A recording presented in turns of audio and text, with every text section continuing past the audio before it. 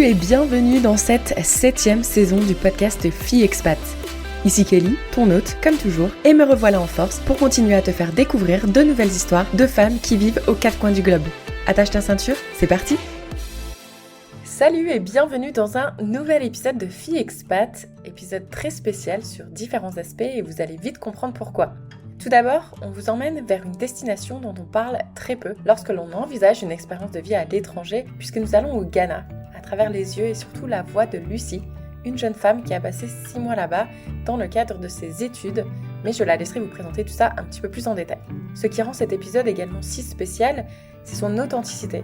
À la base, Lucie, si elle m'a contactée sur Instagram en mai 2024, c'était avec cette envie de vouloir partager plus de contenu sur le Ghana et l'Afrique, des sujets qu'elle trouvait peu abordés en France. À ce moment-là, elle était à quelques semaines de son grand départ vers l'inconnu. Sans le savoir, au fil des vocaux qu'elle m'a envoyés tout au long de son aventure, elle a capturé avec une sincérité désarmante les émotions que beaucoup vivent en découvrant un nouveau pays. Ces enregistrements spontanés reflètent parfaitement un phénomène bien connu des expatriés, le cycle d'adaptation culturelle ou encore appelé la courbe de l'acculturation. Au fil des enregistrements, Lucie ne connaissait pas ce cycle. C'est en réécoutant ses messages pour préparer cet épisode que j'ai décidé d'utiliser ces étapes comme fil conducteur. Nous allons donc revivre avec elle ses hauts et ses bas, la fascination des débuts, les frustrations du choc culturel, les victoires de l'adaptation, la sérénité de la maîtrise et enfin, l'anticipation au retour en France. Préparez-vous donc à une immersion sonore sincère et enrichissante où Lucie partage non seulement ses émotions, mais aussi son envie de mieux faire connaître le Ghana et la richesse de son expérience en Afrique. Bonjour à toutes et à tous, alors moi c'est Lucie Roman, je suis étudiante à Sciences Po Rennes et je pars dans un peu moins d'une semaine au Ghana. Donc là on se situe avant le départ et je vais un petit peu vous expliquer mes appréhensions et ma situation actuelle. Donc pour situer ce voyage, je pars faire un stage à l'ambassade de France au Ghana. Je n'ai jamais vraiment beaucoup voyagé, donc là c'est mon premier voyage en solo et également c'est mon premier voyage hors d'Europe. En tout cas, le maximum que j'ai fait, c'était l'Islande. Et sinon, je suis vraiment restée au centre de l'Europe, Allemagne, Autriche, etc. Alors, pourquoi est-ce que j'ai choisi le Ghana? Eh ben, c'est un peu arrivé par hasard. Moi, je cherchais à faire un stage en ambassade, puisque donc je suis à Sciences Po et la 3e année se déroule à l'étranger. Et on a l'opportunité de faire 6 mois de stage. Donc j'ai saisi cette opportunité et donc pour postuler en ambassade, il faut passer par un site qui s'appelle pass.gouv et qui propose des stages en ambassade. Et donc moi je postulais à peu près à toutes les offres et c'est tombé sur le Ghana, donc j'ai eu un entretien et ça s'est bien passé, j'ai été prise. Donc voilà, c'était un peu une petite surprise puisque le Ghana c'était un pays que je connaissais pas du tout et globalement je suis jamais allée en Afrique. Donc c'était un peu la surprise mais aussi j'ai été très contente de partir un peu à l'aventure comme ça. Mais avant de plonger dans cette aventure ghanéenne et ce fameux cycle d'adaptation culturelle, revenons au tout début.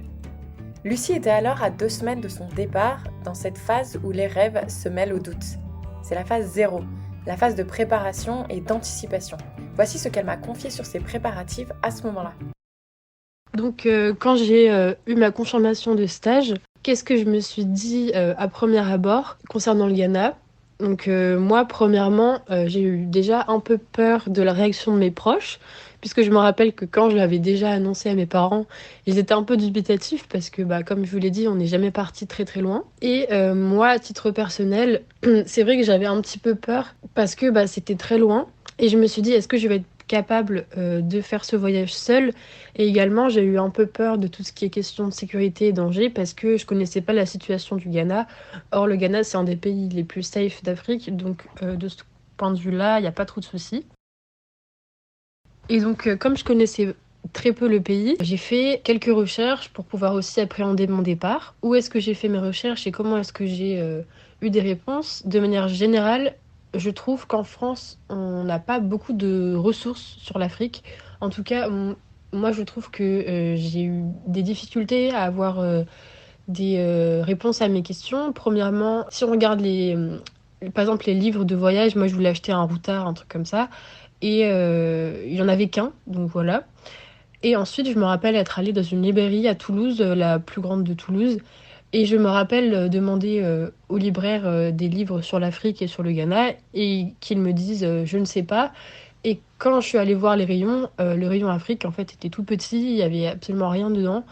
Donc voilà, je trouve que globalement, on a un manque de contenu en fait sur l'Afrique et d'ailleurs, je trouve ça problématique. Donc voilà, après, comment est-ce que j'ai eu des réponses à mes questions? Je suis passée par des contacts, puisque j'ai eu le contact de la fille qui était au stage au Ghana avant moi dans l'ambassade, parce que c'était une autre fille de Sciences Po ex. Et donc, elle m'a beaucoup aidée, elle m'a vraiment expliqué comment le stage fonctionnait, comment le Ghana fonctionnait, etc. Donc ça m'a beaucoup aidée. Et après, bah, il y a eu les petites ressources comme bah, justement le podcast que vous êtes en train d'écouter, qui m'a aussi beaucoup aidé pour mes appréhensions surtout. Et quelques vidéos sur YouTube, mais pareil, je trouve qu'il n'y avait pas grand-chose.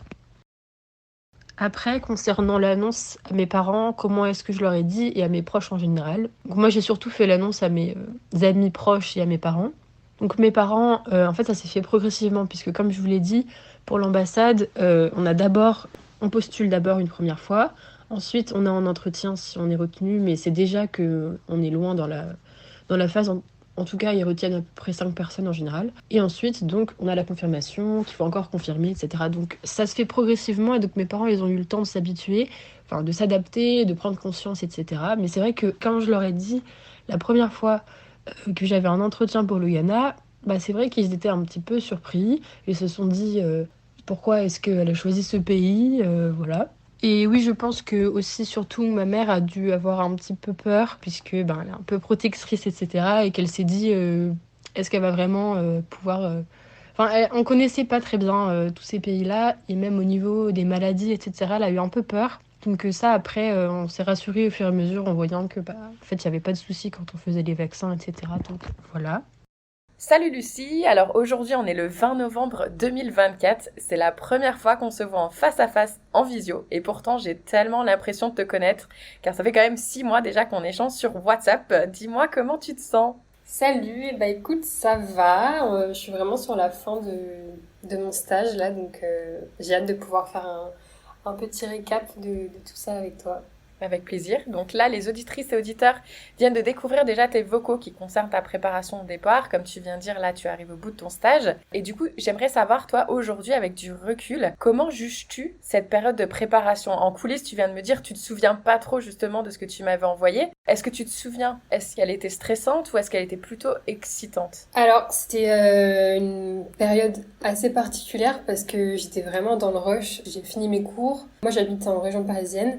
Je suis partie 2 semaines à Toulouse juste après mes cours parce que je faisais un petit stage avant. Et après, je suis rentrée direct à Paris. J'ai eu un jour pour faire tous mes bagages alors que j'étais jamais partie à l'étranger et tout. Et pour voir ma famille alors que je les avais pas vus depuis des mois parce que j'étais en cours parce que du coup je fais mes études à Rennes comme je l'avais dit dans la présentation. Donc ça a été hyper intense. Je pense que c'était plus stressant qu'autre chose mais j'ai l'impression que j'ai pas eu le temps de me poser trop de questions. J'allais droit au but, j'avais ma liste de choses à faire. Et voilà, je pense que j'avais quand même envie de partir parce que bah c'était quand même une nouvelle expérience, une nouvelle aventure. Donc j'étais quand même un peu excitée, mais surtout voilà, du rush et c'était assez mécanique quoi. Est-ce que tu penses qu'aujourd'hui, tu ferais quelque chose différemment par rapport à cette phase? Bah oui, très clairement, j'aurais pas fait mon stage de 2 semaines juste avant et je serais ça avec ma famille parce que en fait je suis partie vraiment bah ouais enfin j'ai vu ma famille en coup de vent, j'ai pas eu le temps de dire au revoir à mes amis, je les ai pas revus, avec mon copain aussi ça a été très rapide donc je pense que ouais j'aurais préféré vraiment passer du temps avec ma famille avant de partir. Ok, tu penses que 2 semaines, c'est une bonne période pour se laisser le temps de profiter une dernière fois et de dire au revoir à tout le monde? C'était le temps que j'avais en ayant fini mes cours. Je sais pas quel temps il faut, mais ouais, au moins 2 semaines, voire un mois pour revoir tout le monde. C'est sûr que je pense que c'est nécessaire. Partir comme ça d'un coup, c'est vraiment pas le top, je trouve. On a tendance à être dans un monde où tout va très vite, hein, Ouais. surtout avec les réseaux sociaux, tout est très rapide. Et c'est vrai que du coup, on commence un peu à faire notre vie Ouais. comme ça et que tout soit vite. Et c'est vrai que des fois, il faut prendre le temps de souffler et de ralentir C'est et de clair. se laisser le temps. Ouais. Donc, je trouve que c'est un très bon conseil que tu donnes là. Je pense qu'il faut pas sous-estimer un départ comme ça, parce que quand on part 6 mois, quelque part, c'est quand même... Enfin, surtout à mon âge, moi j'ai 20 ans, je pense que c'est un quelque chose d'important et voilà, c'est pas rien quoi. C'est sûr. Même si tu disais que tout était très rapide, tout était très mécanique, comme tu l'as justement dit, mais en général, plus on se prépare, plus on se projette et plus on commence à faire face à de nouvelles peurs. Je vais te faire réécouter 5 peurs que tu m'as partagées à ce moment-là. Donc on va les écouter une par une et si tu veux bien, j'aimerais bien que Lucie d'aujourd'hui glisse un petit message à la Lucie de l'époque qui m'a justement envoyé ces petits vocaux. Et la première peur que tu m'as partagée, donc c'était une peur, alors toi et moi on va être très bonnes copines parce que c'est une peur qui était liée à la bouffe et je suis d'accord avec toi que l'aspect alimentaire c'est très important. Donc je vais te faire réécouter ce que tu m'as partagé. Ça marche. J'ai quand même quelques petites craintes à la veille du départ que je souhaitais vous partager. Donc, premièrement, c'est la nourriture, puisqu'on m'a dit que les plats au Ghana étaient très épicés, donc ça me fait un peu peur. Et également, j'ai un régime végétarien à tendance végane. En fait, je suis végane chez moi, et quand je sors, souvent c'est compliqué, donc je suis plus végétarienne. Et au Ghana, je pense que je vais me contenter d'être végétarienne parce que ça va être compliqué, mais même ça je pense que ça va être compliqué parce qu'en fait, les plats au Ghana, c'est toujours à base de viande ou de poisson, avec un assortiment, donc ça va être un peu compliqué, je pense. Donc une peur qui est très justifiée, l'alimentation. Avec du recul aujourd'hui, qu'est-ce que tu lui dirais à Lucie ? Déjà, je peux dire que là, ça fait 6 mois que j'ai vraiment fait un régime vegan, totalement. En fait, ça a été plus facile d'être totalement vegan parce qu'en fait, c'est tout ou rien. Donc, je veux dire que cette crainte, elle est justifiée parce que en vrai, j'ai pas pu tester énormément de plats ghanéens. Parce que oui, c'est vrai qu'il y a toujours de la viande et j'ai vite été lassée parce que voilà, ce que je peux manger ici, c'est du riz avec des légumes et voilà, c'est tout. Mais ça m'a pas vraiment frustrée non plus. Je sais que j'étais pas du tout prête à remanger de la viande ou des produits animaliers, donc là, avec du recul, c'est pas un regret de pas avoir pu tout tester. J'ai quand même pu tester pas mal de plats. Ça va. Mais c'est sûr que cette crainte était justifiée. Ouais. Complètement justifiée, mais je pense que c'est important de rappeler à toutes celles et ceux qui nous écoutent que peu importe son régime alimentaire, je pense qu'on arrive finalement à s'adapter parce qu'on a accès à des magasins, si on a accès à une cuisine, je pense qu'on peut s'y adapter assez facilement. Oui, en fait, j'ai aussi beaucoup cuisiné moi-même dans mes courses, donc ça a été, ouais. Ok, écoute, maintenant je vais te faire écouter la deuxième peur que tu m'as partagée. Bon, j'ai un peu peur de l'anglais parce que je me débrouille, mais je suis pas hyper à l'aise, donc on verra ça. Voilà, la fameuse peur de la langue qu'on a tous quand on arrive quelque part. C'est clair. Qu'est-ce qu'il en est aujourd'hui ? Are you fluent? Do you speak English? En fait, alors déjà, l'anglais ghanéen est hyper différent de l'anglais british ou quoi. Et même des Anglais comprennent pas forcément l'accent ou la manière de parler ghanéenne. Et donc au début, mais alors vraiment c'était super compliqué, je comprenais rien. En plus, donc j'étais en stage et j'étais dès le début amenée à devoir communiquer avec des Ghanéens et parfois j'avoue que je devais faire semblant de comprendre parce que c'était super compliqué. Mais voilà, je me suis vraiment bien adaptée à l'accent.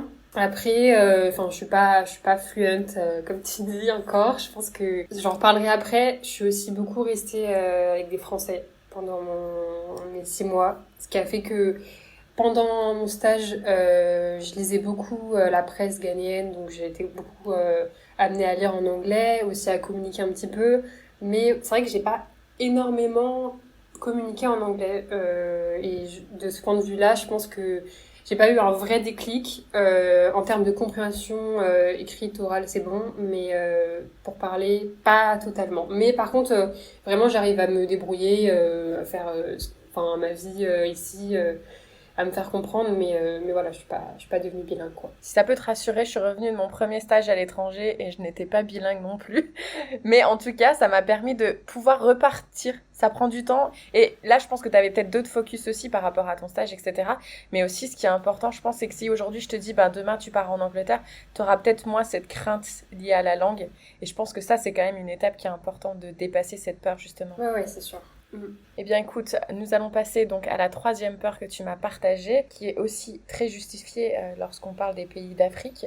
Après, il y a la question des maladies. Donc, comme j'ai dit, moi, j'ai fait tous les vaccins qui étaient recommandés. J'en ai fait 4. Donc, je fais le paludisme. Mais c'est vrai que Bah voilà, c'est quand même une zone où il y a beaucoup de moustiques, où il y a beaucoup de transmission de maladies et où quand on a un souci, il faut directement aller à l'hôpital, il faut vraiment faire attention dès qu'on a de la fièvre, voilà.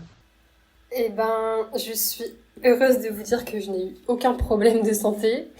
Mais c'est vrai que j'ai eu beaucoup de proches qui ont attrapé le paludisme, qui ont eu des problèmes liés aux piqûres de moustiques, des choses assez, voilà, assez, enfin pas grave, mais ouais, quand même assez embêtantes. Moi j'ai pris, donc je le disais, mais j'ai pris le traitement contre le paludisme pendant tout mon séjour. Mais ce traitement, il n'est pas vraiment conseillé parce qu'il est assez mauvais aussi quand on le prend trop longtemps.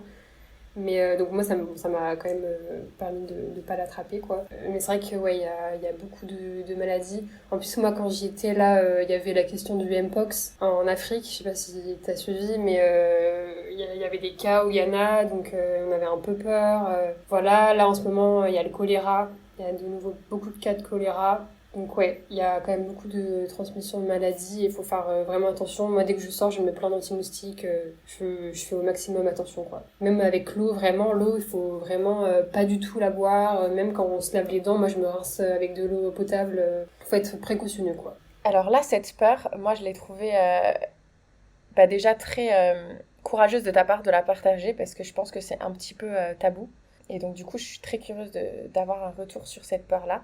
Je vais te la faire écouter. J'ai aussi une crainte en tant que personne qui n'a jamais voyagé en Afrique et en tant que personne blanche. Ça, c'est quelque chose, c'est une des premières choses en fait que je me suis dit quand j'ai su que j'allais partir au Ghana.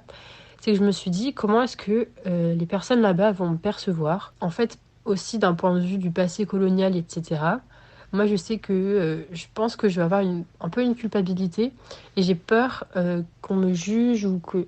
Enfin, pas qu'on me juge, mais que je sois pas forcément bienvenue là-bas. Et ce que je comprendrais totalement, mais voilà, je ne sais pas comment est-ce que les personnes blanches sont perçues là-bas, sont accueillies et sont... Est-ce que la réconciliation entre les pays est vraiment effectuée ou pas? Donc ça, c'est des questionnements aussi que je me pose. Qu'est-ce que tu as envie de dire par rapport à ce vocal? C'est une question hyper compliquée. Déjà, le Ghana, c'est un pays qui a été colonisé par l'Angleterre. Donc, on a moins cette... Bon, quand on parle avec les personnes, s'ils nous disent de quel pays est-ce que tu viens, tu dis que tu viens de France, il y a moins ce lien direct. J'ai jamais été confrontée à cette discussion avec un Ghanéen qui m'aurait parlé de ça. Et j'ai l'impression que, de manière générale, la société ghanéenne, elle va vraiment de l'avant sur ces questions-là. Et en fait, là, si je me pose la question comment un blanc est perçu là-bas, on est surtout perçu en tant que personne riche, en fait. Et c'est la première chose qu'ils peuvent nous dire. Par rapport au passé, j'ai pas eu de discussion à propos de ça. C'est une question qui me reste. Enfin, ouais, c'est quand même très compliqué. Je sais pas comment. En fait, j'ai pas eu l'occasion de poser la question parce que je pense que ça me gênait aussi. Mais je pense que il y a quand même vraiment un lien direct entre le pays colonisateur et colonisé. C'est-à-dire que quand on regarde dans tous les pays d'Afrique de l'Ouest colonisés par la France, et notamment les pays vers le Niger, Burkina Faso, etc., il y a des vraies questions de... vraiment, la France, là-bas, est très mal vue. Il y a beaucoup de cas où, par exemple, l'ambassade de France a été attaquée. Là, récemment, des associations françaises qui ont été expulsées du territoire, etc. Mais ouais, je pense qu'il y a plus un lien direct avec le pays, mais voilà. Moi, j'ai pas été trop confrontée à ça. On m'a jamais reproché de choses ou quoi. Et je pense qu'il y a quand même une distinction qui est faite entre l'ancienne génération et la génération actuelle aussi. Après, je t'avoue que moi, c'est aussi un peu ce qui me freine à aller découvrir l'Afrique. C'est justement un peu cette honte qu'on peut avoir, nous, en tant que Blancs, par rapport au passé. Ouais. Et ça me fait plaisir à entendre que tu dis qu'ils sont peut-être passés à côté de ça et qu'ils essayent d'aller de l'avant plutôt que de regarder vers le passé. Ouais, c'est clair. C'est un pays qui est très fier de lui, de tout ce qu'il a accompli depuis l'indépendance et ouais, qui va vers l'avant. Et aussi, je voulais dire que je trouve ça dommage de... Enfin, j'étais pareil, je pensais exactement pareil que toi, mais je trouve ça dommage de se dire ça par rapport à l'Afrique parce qu'en fait, justement, voyager en Afrique, c'est une preuve d'ouverture. Et Enfin, moi, je trouve ça dommage les personnes qui se disent je vais pas y aller parce que il y a ce passé coloniale. Et en fait, c'est pas comme ça qu'on va de l'avant et qu'on dialogue et qu'on se réconcilie, entre guillemets, ou enfin voilà, qu'on établit une nouvelle relation. Donc est-ce que tu penses qu'eux, ils sont justement ouverts à ce dialogue? Parce que tu dis que malheureusement, t'as pas osé avoir ce dialogue avec eux. Mais est-ce que tu penses qu'ils sont quand même ouverts à ça? Je pense. Et après, moi, dans les voyages que j'ai faits, j'ai visité beaucoup de forts de la période d'esclavage. Et voilà, pour eux, je pense que c'est vraiment une mémoire enfin, ils oublient pas, voilà, mais il y a pas de... c'est vrai que moi, ça me fait me rappeler. Par exemple, j'avais fait une visite d'un fort dans l'ancienne capitale du Ghana. Et à la fin de la visite, la personne qui nous avait fait la visite nous disait voilà, qu'on soit blanc ou noir, maintenant on a appris nos erreurs et on est tous ensemble contre ce qui s'est passé, il n'y a pas de différence. Et voilà, donc je pense que c'était intéressant comme réflexion, mais je pense qu'ils sont ouverts sur le dialogue et qu'ils font la distinction. Ouais. Dernière peur que tu m'as partagée. Et enfin, le dernier défi, c'est pas une crainte, mais c'est que donc je suis en couple et donc ça implique une relation à distance. Je pense que ça aussi, on pourra faire des petites évolutions. Donc voilà, là, ça va faire 6 mois de distance, ce qui est pour moi un peu long parce que c'est une relation qui dure depuis pas très très longtemps. Mais on sait qu'on va rester ensemble, donc ça, c'est pas une crainte, mais c'est un défi parce que forcément, une relation à distance, bah, c'est quelque chose qui peut être parfois compliqué. Donc on verra, mais pour l'instant, ça se passe. Enfin, on n'a pas trop peur et on pense que ça va bien se passer. Donc voilà. Alors là, je pense qu'on va quand même laisser le suspense de ce qui s'est passé dans votre relation pour la suite. On en parlera un peu plus en détail. Mais là, ce qui m'intéresserait surtout de savoir, c'est qu'est-ce que tu dirais à Lucie qui avait justement cette crainte par rapport à la relation à distance? Je dirais de vraiment communiquer sur ce départ et de vraiment avoir une vraie discussion sur tout ce que ça implique avec Clément, donc mon copain, de parler de nos craintes et de quelle stratégie on va avoir pour que ça marche bien. Je sais pas jusqu'où je peux aller, mais juste pour le début, voilà, au début on avait du mal à savoir, à être sur la même longueur d'onde, combien de fois il faut qu'on s'appelle. Ça a été un peu compliqué au début et ouais, je pense que c'est important pour toute personne qui commence une relation à distance de vraiment avoir une vraie discussion où on dit moi j'ai envie que tu fasses ça, et voilà. Mais je dirais aussi que c'est très compliqué et que ça demande de faire beaucoup de travail sur soi et de faire beaucoup d'efforts aussi. Oui, puis c'est un dialogue, je pense, qui est pas commun à tous les couples. Et je crois pas qu'on a une checklist qui nous dit voilà les conversations que vous devez absolument avoir. Donc c'est évident que pour toute relation, ça va être différent.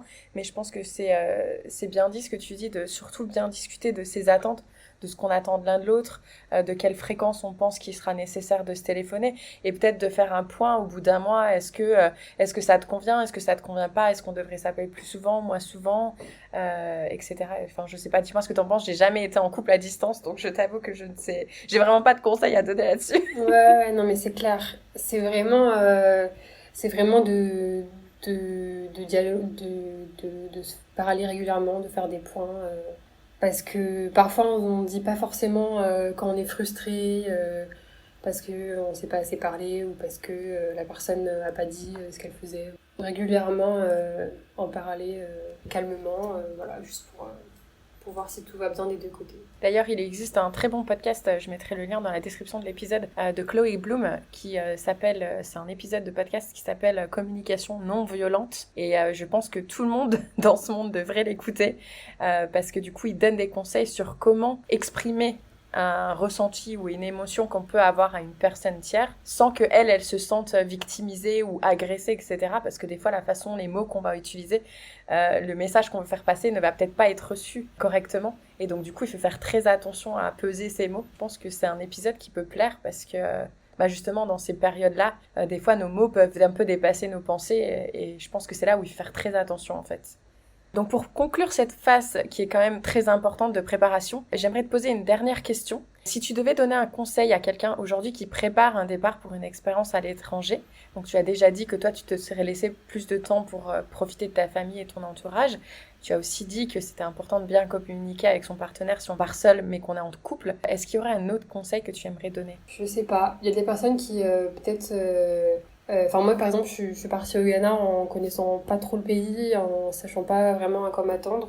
Je pense que j'ai plutôt aimé le fait d'être confrontée directement à ça, mais ça a peut-être aussi participé au choc culturel, donc peut-être se renseigner bien sur le pays ou regarder par exemple des documentaires. Moi je savais même pas à quoi ça ressemblait le Ghana avant de partir, enfin, pour avoir un petit aperçu ou pas être déçu. Peut-être qu'il y a des personnes qui vont faire un voyage et qui peuvent, je sais pas, s'attendre à quelque chose.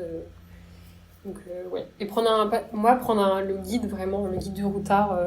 Après, t'as quand même essayé, hein. Mais tu disais justement dans tes précédents vocaux que c'était pas facile à trouver, que c'est d'ailleurs pour ça que tu m'as contacté. Moi, ce que je conseille toujours aussi, c'est si on peut, c'est de faire même un petit voyage de prospection. Bon, après, c'est pas donné à tout le monde. Toi, en plus, c'est dans le cadre de tes études, donc c'est encore différent. Mais c'est vrai que des fois, on peut idéaliser ou on peut avoir une petite idée du pays et puis finalement, ça va pas être du tout ça. Donc, si on peut faire un petit voyage de prospection, même de quelques jours, mais au moins déjà passer un peu une étape. Malgré ses inquiétudes, le jour du départ est arrivé et avec lui, l'excitation de poser enfin le pied au Ghana. C'est là que commence la phase que l'on appelle souvent la lune de miel, où tout semble fascinant et nouveau.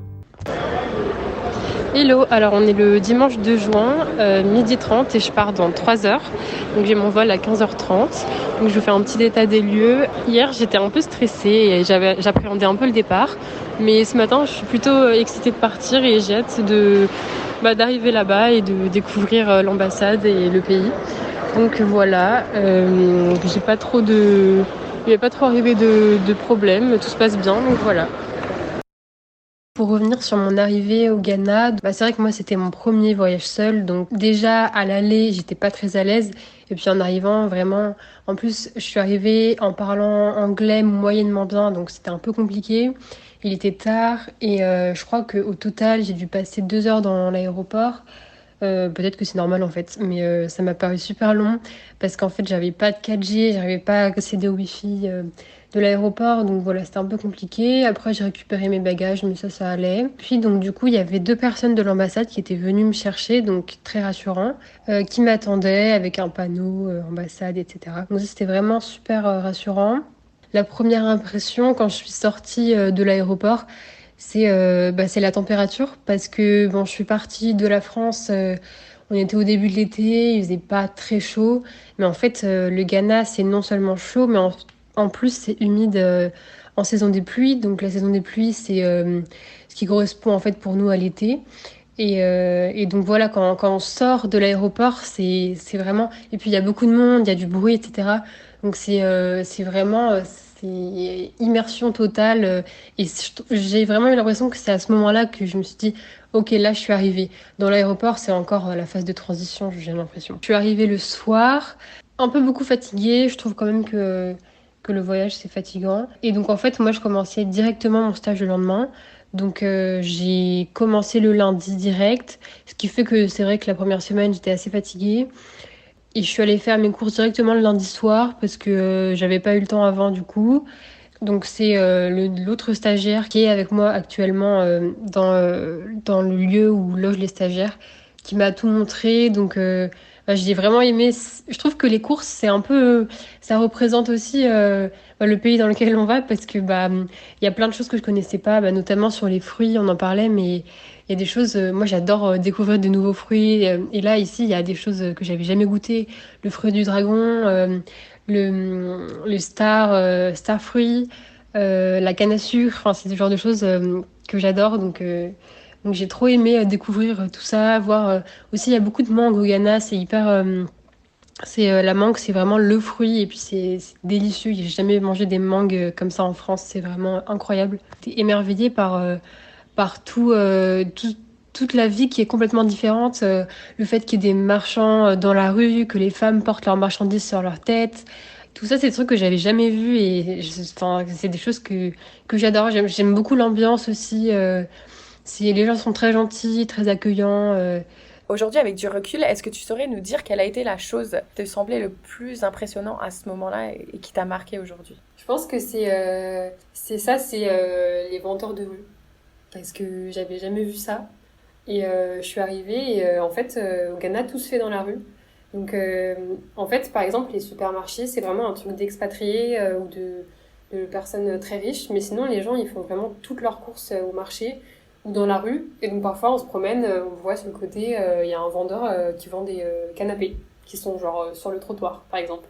Ou des trucs comme ça. Enfin, moi, je trouve ça... c'était hyper différent de... Enfin, ouais, on voit jamais ça en France, quoi. Donc, et ouais, et toutes ces femmes qui portent... Enfin, ou des hommes aussi, d'ailleurs, qui portent sur leur tête des énormes paniers avec plein de choses dedans.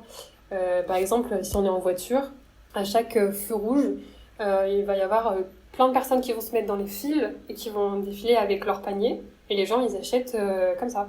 Et les Ghanéens, quand on leur demande, ils disent « Mais vous n'avez pas de vendeur, mais vous faites comment pour manger ?» Parce que pour eux, c'est comme ça qu'on se nourrit, en fait. C'est dans la rue, quoi. Donc, ouais, ça, c'était... Je pense que c'est la première chose qui m'a étonnée quand je suis vraiment sortie dehors. Puis ça fait... pour moi, ça me fait penser à un système d'entraide où il n'y a pas justement de capitalistes, il n'y a pas des gros riches chez qui on va engraisser les poches, tu vois. Là, c'est vraiment entrepreneuriat plus. Tout le monde a une âme entrepreneur et essaye de s'en sortir comme ils peuvent en essayant de vendre ce qu'ils pensent justifier à ce moment-là. Ouais, c'est clair. Et je pense que si on regarde la répartition des métiers, entre guillemets, des Ghanéens, il sait qu'il va vendre des choses plus tard quand il va devenir boulanger, il va vendre ses gâteaux sur le bord de la route ou des trucs comme ça, par exemple. Je pense que c'est la chose la plus courante d'être vendeur, de vendre des choses dans la rue, quoi. C'est là où tu vois que c'est un système vraiment différent du nôtre. Et toi, t'expliques aussi que du coup, t'es arrivée via l'ambassade française, donc t'as eu quand même un accueil, on t'a accueilli à l'aéroport, on t'a fourni un logement, t'es quand même entouré beaucoup d'expats français. Et je pense que ça, du coup, ça t'aide aussi beaucoup dans cette lune de miel, de te sentir un peu dans un cocon. Est-ce que tu penses que pour une personne qui partirait dans un pays qui peut être aussi déstabilisant que le Ghana, est-ce que tu penses que c'est intéressant pour une première fois justement d'essayer d'arriver dans un cadre francophone où on va quand même retrouver un peu ses habitudes françaises? Je sais pas si c'est la question d'être dans un cadre francophone, mais c'est surtout la question d'être accompagné. Moi, j'ai des amis qui sont là en volontariat et donc qui sont dans des structures ghanéennes.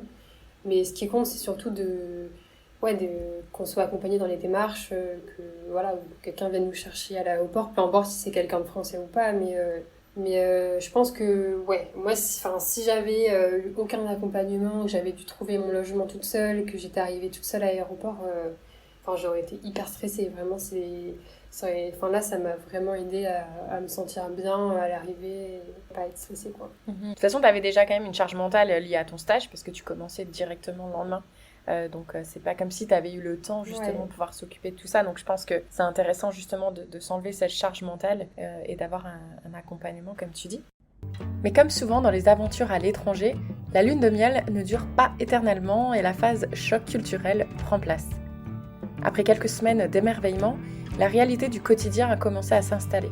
Bien que Lucie ait trouvé une certaine routine dans son stage à l'ambassade, similaire à celle qu'elle avait en France, l'éloignement avec sa famille et son copain est vite devenu un défi émotionnel majeur.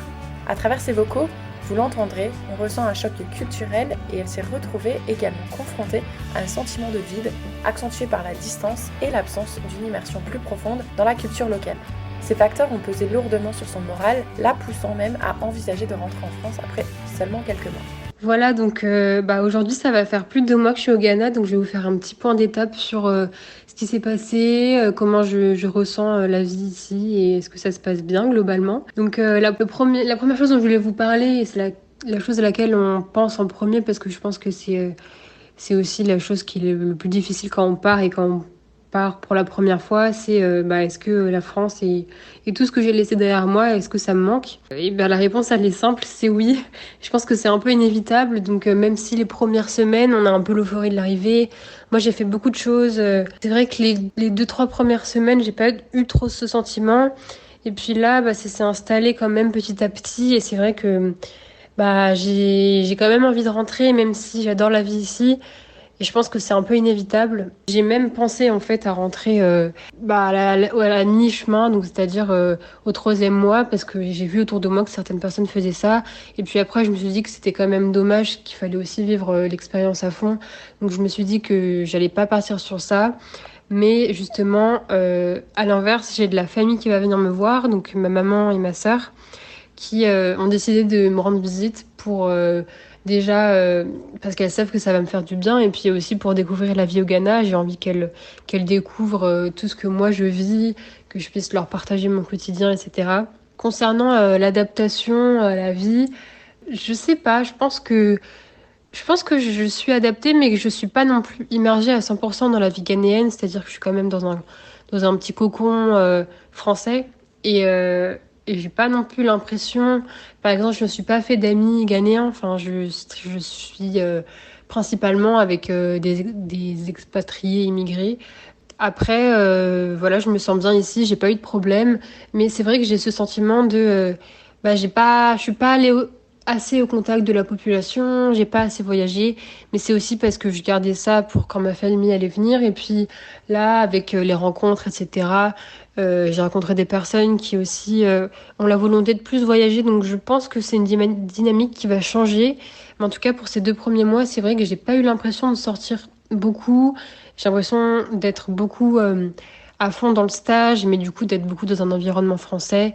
Donc c'était aussi un choix de ma part. Je pense que j'ai aussi envie de me donner à fond dans mon stage, mais du coup c'est vrai que à l'inverse, j'ai l'impression de pas à 100% vivre l'expérience. Mais globalement, c'est vrai que j'ai pas l'impression d'avoir fait de gros changements. Je mange comme en France parce que je peux pas trop manger les plats ici. D'ailleurs, c'est assez contraignant. Au début, j'allais même à la salle. Maintenant, j'y vais un peu moins, mais j'y vais quand même de temps en temps. Donc, mode de vie assez similaire à ce que je faisais en France. Après, il y a des choses que j'avais pas prévues. Par exemple, l'humidité. Il fait super humide ici. Donc déjà, les vêtements, ils peuvent être humides. Les draps, ils peuvent moisir parfois. Et puis aussi, par exemple, moi, une habitude que j'ai changée, c'est que je dois me laver les cheveux tous les jours parce que il fait chaud, il fait humide. Donc voilà, mais à part ça, j'ai pas l'impression d'être complètement en décalage avec ce que je faisais d'habitude. Pour répondre à la question du temps, est-ce que ça passe vite ou pas? Je pensais peut-être que ça passerait plus vite. En fait, je pense que ça dépend vraiment de la perspective dans laquelle on est. C'est-à-dire que, comme je l'ai dit, ce dernier mois, il a été assez long parce que justement, j'ai eu ce sentiment où j'ai eu envie de rentrer, où du coup aussi je comptais un peu les jours jusqu'à ce que ma famille vienne, donc elle vient la semaine prochaine là. Et j'avais pas prévu grand-chose, j'étais beaucoup dans le travail. J'ai eu l'impression que ça passait assez lentement en fait, même très lentement. Aussi parce que j'ai l'impression que je compte les semaines jusqu'au retour. Parce que j'ai envie de revoir mon copain, j'ai envie de revoir ma famille, etc. Mais comme je disais, là j'ai l'impression aussi que ça change de perspective. Le mois d'août, va y avoir ma famille, j'ai prévu des voyages avec des amis qui sont arrivés récemment. Donc j'ai l'impression que ça va passer plus vite. Je pense aussi que c'est par phase, donc voilà. Mais oui, globalement, je trouve que après 2 mois c'est long, mais j'ai l'impression que ça fait beaucoup plus longtemps que je suis au Ghana en fait. Je me rappelle pas avoir dit ça, mais ça m'étonne pas. Mais au moment où on se parle aujourd'hui, donc on est à quelques jours de ton départ, tu as réussi à tenir les 6 mois. D'ailleurs, bravo à toi de ne pas t'être laissé, justement, d'avoir laissé cette tristesse prendre le dessus. Merci. Vous pouvez faire un retour en arrière sur cette période dont tu te souviens même pas aujourd'hui. C'est ça qui est assez drôle. Est-ce que tu penses que tu ferais les choses différemment? C'est hyper compliqué, je sais. En fait, j'arrive pas vraiment à savoir pourquoi je me suis... Enfin, si, je sais pourquoi je me suis sentie comme ça, mais justement, je pense qu'en fait, je sais pas ce que j'aurais pu faire de plus, en sachant que j'étais vraiment dans un environnement quand même où j'étais accompagnée, etc. J'appelais souvent mes parents, ma famille en général, j'appelais souvent mon copain, mes amis aussi. Alors si, peut-être que j'aurais dû sortir plus. C'est-à-dire que justement, j'étais très liée avec la France, parce que je passais beaucoup d'appels quasiment tous les soirs, et c'est vrai, surtout au mois de juillet, donc le 2e mois, où j'ai eu beaucoup de travail avec mon stage, où j'étais vraiment focus dedans et je sortais pas du tout le soir, le week-end, très peu. Et donc j'étais un peu dans une bulle, ouais. Je pense que c'est ça la principale chose que je changerais, c'est de sortir, même si je suis fatiguée, voir des gens le soir, surtout que Enfin, j'avais vraiment la chance d'avoir un groupe qui était lié avec tous les stagiaires ou les VI français qui sortaient souvent. Et à chaque fois, je disais non, je peux pas, je suis fatiguée ou j'ai un appel ou machin. Et en fait, vraiment, je me rends compte que c'est quand je sors que ça va mieux, quoi. Il faut se forcer, en fait. Est-ce que tu penses que tu sortais pas par respect par rapport à ton copain ou c'est uniquement parce que tu voulais être au téléphone avec lui? Ou est-ce que c'était vraiment la fatigue?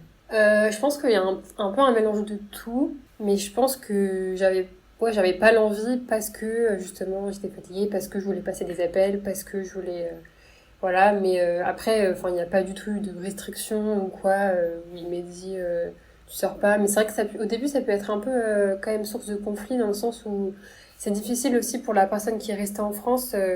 Tu lui dis je sors avec telle personne, il les connaît pas, je vais partir un week-end, on va dormir ensemble, il les connaît pas. Enfin, c'est sûr que ça peut être stressant pour la personne qui reste. Donc c'est vrai que parfois je me suis un peu posé la question, je me suis dit est-ce que c'est nécessaire ou quoi. Après je me suis pas empêchée de sortir, mais il y a des fois où je suis pas sortie parce que quand même je sais qu'il fallait que je passe un appel. Mais ouais, le mois de juillet ça a été vraiment, je pense que je peux compter sur les doigts de la main les jours où je suis sortie, quoi. Et du coup, ça me fait rebondir sur une question que j'avais envie de te poser. Moi, à l'époque où je suis partie en 2010, j'avais pas cette facilité de pouvoir contacter mon entourage parce que nous, à l'époque, on n'avait pas... Enfin, déjà, avoir Internet, c'était pas facile, mais en plus, on n'avait même pas les FaceTime et tout ce qui s'ensuit. Est-ce que tu penses qu'aujourd'hui, justement, c'est un avantage d'avoir tous ces accès? Ou est-ce qu'au contraire, c'est peut-être un désavantage parce que maintenant, on se sent obligé de devoir le faire parce qu'on a la possibilité de le faire. À l'inverse, moi, j'avais pas cette possibilité, donc j'avais autant sortir parce que j'ai rien d'autre à faire. Donc, je me posais cette question en réécoutant tes vocaux et je me disais, parce que je l'ai bien senti que t'étais vraiment resté un pied en France. Donc, est-ce que du coup, tu penses que c'est un avantage ou un inconvénient, tous ces accès?